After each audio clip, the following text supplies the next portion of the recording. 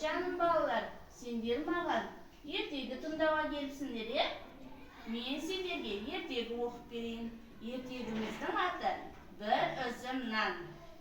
Баяғы бір заманда бай мен кедей көрші өмір сүріпті. Олардың араздығы сондай, бір-бірін көргісі келмейді екен. Байдың үйі кең, әдемі болыпты, іші толған алтын мен күміс.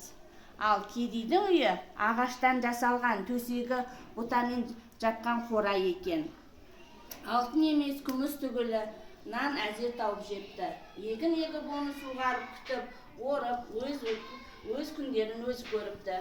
Бір жылы көктемде алапат су тасқыны болады. Бай алтынын көтеріп ағаштың басына шығып кетеді.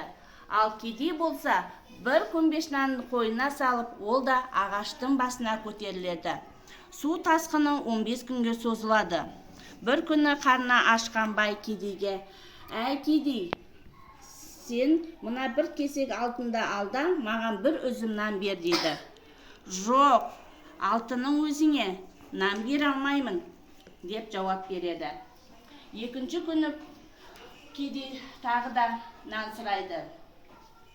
«Алтынның жартысын берейін» дейді ол жолы. «Жоқ, бере алмаймын» деп бұл жолы да кедей келіспейді. Ақыры аштан өліп бара жатқан соң шыдамай бай бір үзім нанға барлық алтынын айырбастайтынын айтады.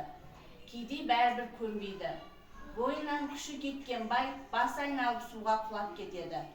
Ал келесі күні су тоқтап, кедей ағаштың басынан түседі.